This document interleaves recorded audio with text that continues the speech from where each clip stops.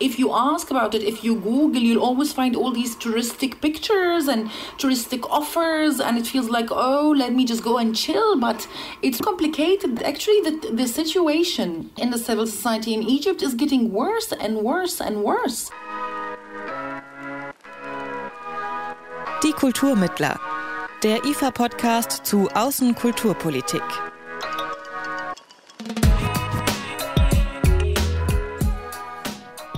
Hello and welcome to today's episode of IFA's podcast, Die Kulturmittler, the title of which can roughly be translated as the Cultural Conciliators. My name's Dan Wesker. Trans Awareness Week runs from the 13th to the 19th of November every year, and we are in dire need of that awareness. Internationally, trans people and other members of the LGBTQIA+ community and their allies are a lot more likely to experience violence, poverty and discrimination.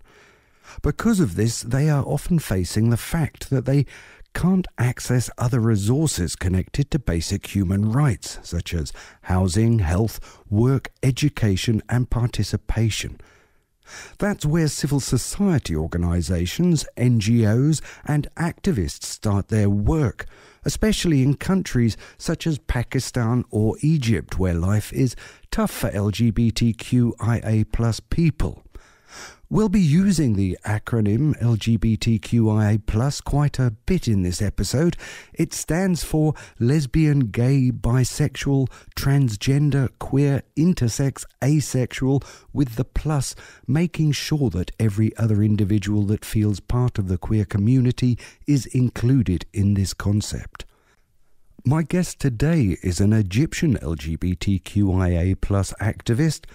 As our guest doesn't identify with a specific gender, their personal pronoun is they, them. To make sure they are safe, we won't use their actual name, but their chosen alias, Bonobo.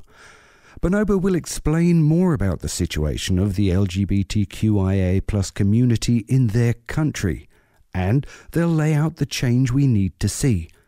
But first of all, they told me a little bit about their story. I was part of the civil society back in Cairo. I was also part of the revolution. I started doing work around minorities in general. And then with the years and with the progress of the situation in Egypt, I had to leave because I was badly harassed by the state security, myself and probably other millions of Egyptians and few hundreds of non-Egyptians. So that is basically my situation in the moment. And then I'm based here now for 2 years and I'm trying to reclaim a life here, hopefully. It's not the easiest as well. It has a lot of challenges, but it's absolutely an opportunity that I'm grateful for. For the past years, Bonobo has been fighting for the rights of LGBTQIA+ people in Egypt. We want to take a closer look at the example of homosexuality. Though homosexuality is not technically illegal, members of the LGBTQIA+ community keep being arrested.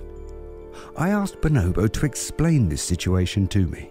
It's very complicated, the situation in Egypt, and it was like this for long decades. It's not like something recent. The Egyptian law does not criminalize homosexuality by any means, yet the government and the police and everyone who've got this power and authority, including the society, of course, and now minds are changing a little bit, but the majority of people in Egypt, they see it as not only a taboo or a haram, no, they even see it as something that criminal, as bad as committing a big crime.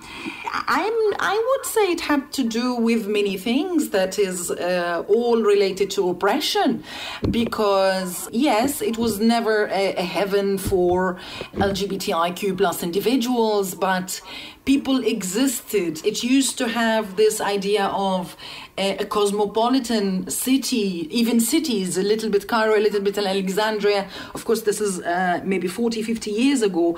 But then also while this was happening, we have been, like for the last, 70 years, we've been a policing country, which means that the governmental institution allows the citizens to police on one another and to interfere in one another's life, and that makes living impossible, and it creates a lot of oppression on many levels, not only from the top hierarchy, but it's even going through all the layers of the society.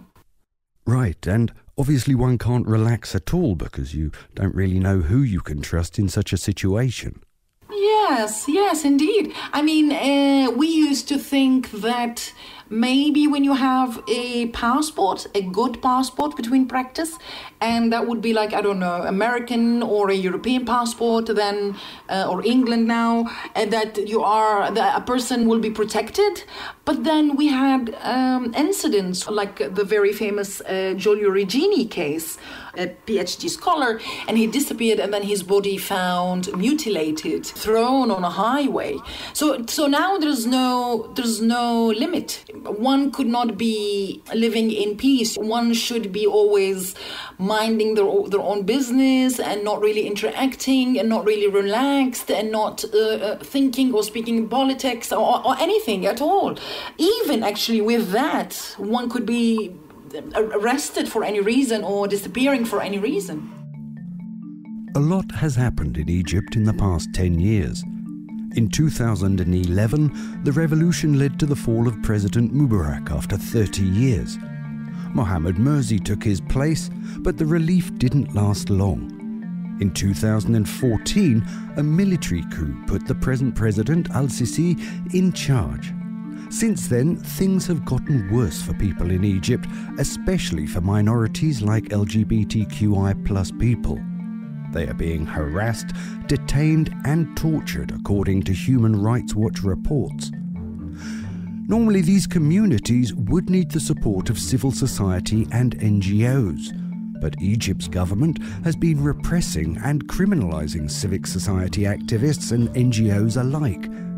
In 2019, the increasing local and international pressure led to a supposedly progressive law, which is said to improve the situation of non-government organisations. While prison penalties were removed from the new law, it maintains severe restrictions over the group's work. Did this new law change the overall situation? Bonobo told me their perspective on the current situation for NGOs in Egypt. Well, I'm not sure how people perceive what's going on in Egypt, because Egyptian situation is not as clear as the Syrian situation or Iraqi or even Afghani situation. It's a little bit complicated in Egypt because if you ask about it, if you Google, you'll always find all these touristic pictures and touristic offers, and it feels like, oh, let me just go and chill. But it's complicated. Actually, the situation in the civil society in Egypt is getting worse and worse and worse. A lot of friends and acquaintances they had to go through investigation for even doing some artistic work that is non-political, that has nothing to do with any taboo of any sort. The situation is not really getting better. It's just people getting more scared, and also others are getting more tired and even knackered. People are being imprisoned for no reason, for not even legal prosecution. I mean, it makes my mouth very dry to speak about it. Egyptian situation is as bad as that. In Egypt, 2 girls have been arrested and have been convicted for 10 years just because they had TikTok accounts, which is non-political. It's, with all my respect, it's really non-political. Nothing. It's just they show up, they change their hairstyles and on some music, that's all. that could give you a glimpse of how toxic the situation in Egypt is not as clear as everywhere. It's quite subtle. And then it's also fueled by fear, a great fear. We're having new prisons being built every day. And if you ask anyone, we actually need more hospitals and schools. That would make much more sense. So it's not really a pleasant situation. It's not even getting any better, actually. I remember after the coup, probably 2014, 2015, and after that, a lot of people wished for one day of the previous dictator Mubarak, because even when he had all these oppressive system and all, it was still much better than what is being lived now. Yeah, I mean, it's very sad. So in effect, that means that civil society activists can't be drivers of change anymore. It goes under a lot of cost, huge big cost. It would be tiny change, and it would be really far away from anything that has to do with society. Politics is everywhere in the society. It's actually, no, they cannot anymore. Actually, they cannot. Okay, so how do they then connect and cooperate with activists, NGOs? I mean, how does that work? I think it works through media or through like secure internet online connection. It might also work through like development, instead of changing anything that could be regarded or perceived as political, that could put the people who are working on it into like jeopardize their security and safety and all. Everyone now try to work on, I don't know, stuff that might be safe. But even this, it's not really safe to be working in civil society in Egypt, trying to make change as we used to think, or at least as the revolution started, the principles that the revolution started for. I mean, this is not really feasible anymore. You've sort of cancelled out my next question. I wanted to ask, what possibility do they have? But from your description, it sounds like there's no possibility to improve the situation. I don't think we have much possibilities. I think there's tiny small windows to create small projects within the governmental umbrella, which is I think something should be actually. It could be something amazing to be able to work with the government to make life better for everyone. I mean, this is something I'm not against.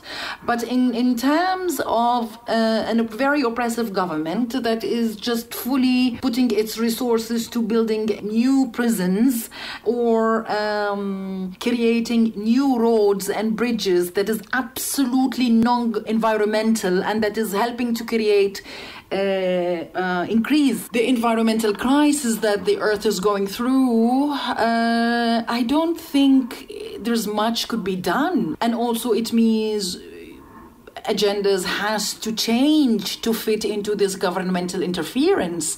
It's not like we can do this work together and then I can do my own work by myself. No, there is only one way to do it, which is together, and it has to be under these conditions and for these results, and if not, I might disappear.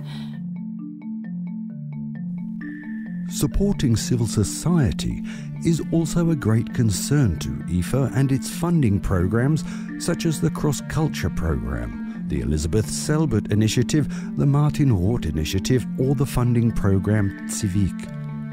Some of the ways IFA aims to strengthen civil society worldwide are by facilitating shelters for artists and human rights defenders at risk and organising fellowships for committed volunteers.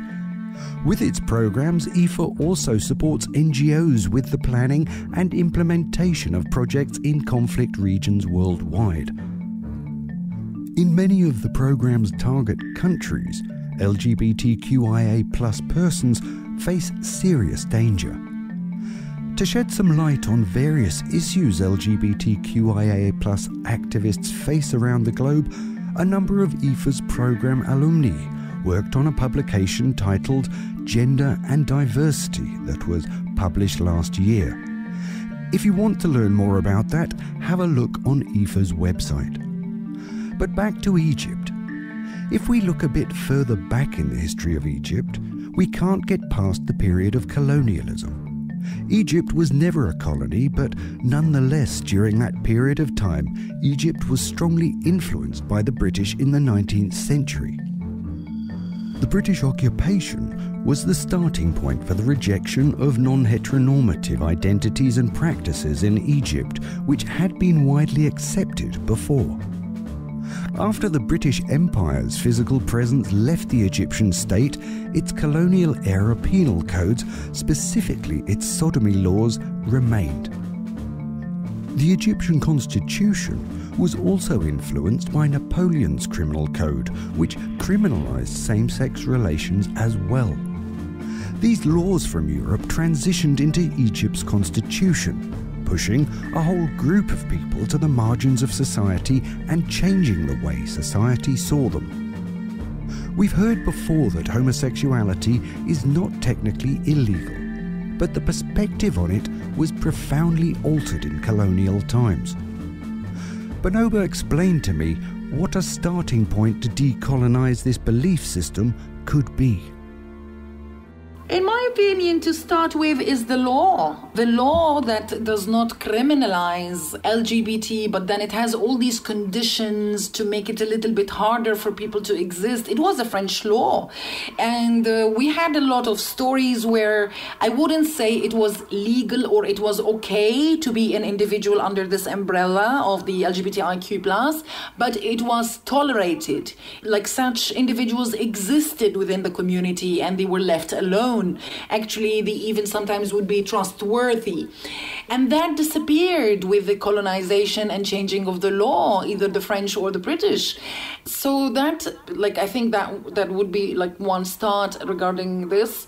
Also, with the years, it would be accepted to look a certain way, to belong to a certain class, to belong to a specific background, and then one could be tolerated regardless of their sexual orientation as long as they don't speak about it.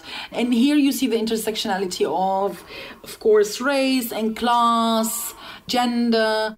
And in terms of sex education, how important is the decolonial and post-colonial perspective there? I know that we just have really few schools, that is private schools, where parents have to pay a huge amount of money for the children to be able to know about that. But even though knowing about that, it is being done under or within the conservatism of the society and the religion. Most of the Egyptians are Muslim or practicing Muslim. It's quite difficult, to be honest. I mean, people do not really perceive sex education as something essential. It's still, and I believe in most of the world it is, but maybe now we can see some changes happening here or there. Most of the people still think that it is a great taboo, that is something that even if you know a little bit about in school, you should never repeat or consider. You always have to do it under a certain way. And honestly, in my very humble opinion, humanity will really evolve through knowing more about their sexuality. I mean, this is absolutely the key. It's going to take us from all this violence into somewhere else, into the evolution, I would say. But definitely, these are my personal opinions, and within Egypt, it is not really promising. Although younger generations, millennials and all, they are getting somewhere. They question stuff, they discuss stuff. Of course, they do not just let go. They need to understand why and for what reason. Looking at the interferences the West made during colonial times, one could take that for a reason to engage in helping these areas today. And awareness for LGBTQIA+ rights as part of a foreign policy is at least growing. Earlier this year, the German Federal Foreign Office based its LGBTI inclusion strategy in foreign policy and development cooperation. With this, they state LGBTQIA plus people will consistently be taken into account in foreign policy and development cooperation. As an especially vulnerable minority, there should be more emphasis on ensuring their human rights. It's not only the UN Human Rights Council that has been active in and around Egypt, but also European and German NGOs and cultural institutions such as IFA.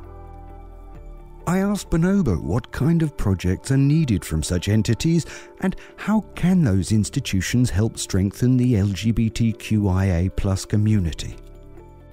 This is a very interesting question. There was a great project with Goethe Institute. It was trying to get the Wikipedia into Arabic or even Egyptian, like colloquial Egyptian, and to speak about gender. And that was the big, great umbrella. But then under that, there was a lot of stuff about sexuality also, and about homosexuality and queerness and feminism and other very interesting stuff. And this is, of course, one of many projects that had the surface of a cultural or artistic appearance, but within the depth of it, it has much more than that. And it also attracted a lot of individuals because one could be part of the project even from their own homes. They could have a password, an account, and they could edit and add and do stuff. Very, very safe to start with. A very safe space, respecting the anonymity of individuals, and also very promising. You've actually left the country. Did you find possibilities of doing human rights and especially LGBTQIA+ rights work since? I think I was quite lucky because I was introduced to a couple of NGOs or collectives that do queer or LGBTIQ work, and it even includes the intersectionality of race and color, as in Black, Indigenous and people of color, which is something that is essential for the work. I felt there's a lot of potential. I think also part of the extension of the work in human rights is well-being. And I recall Audre Lorde's quote about the importance of well-being and not considering it as a luxury. Actually, it is political. It's an act of being political. As I said at the very beginning, Trans Awareness Week is taking place from the 13th to the 19th of November, leading up to the Transgender Day of Remembrance on the 20th of November. This Remembrance Day was established in 1999, initially to remember the death of the black trans woman Rita Hester. She was murdered in her apartment, and the case has never been solved. By now, there are numerous international events and activities to raise awareness for the situation of trans people and remember those who have lost their lives. I asked Bonobo what Trans Awareness Week means to them. As a person who really does not believe in the binaries of the gender, as a person who believes in the spectrum of the gender and specifically the ability and the accessibility to live in a body that feels safe, it means a lot. It also means a lot on a personal level because I myself don't necessarily identify with a certain gender. I also have had many friends and colleagues and lovers who did not identify in a gender or even were trans. So I think it's quite essential to have focus on this, not only here, but hopefully one day in the world where such a matter could be considered as just a norm, not to be a taboo, and not to hear all this violence that is going through the trans and non-binary communities. The constant fight of civil society organisations and activists has already changed the situation of LGBTQIA+ rights in many ways.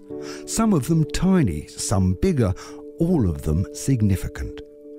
But talking to Bonobo shows we still have a long way to go. And in some places, LGBTQIA+ rights even seem to have been moving backwards. If activists have to choose between their sexual identity and their life, freedom and safety, things are far from being okay. Next month, in the upcoming German episode of Die Kulturmittler, we will talk about another global challenge, the climate crisis and its consequences on migration worldwide.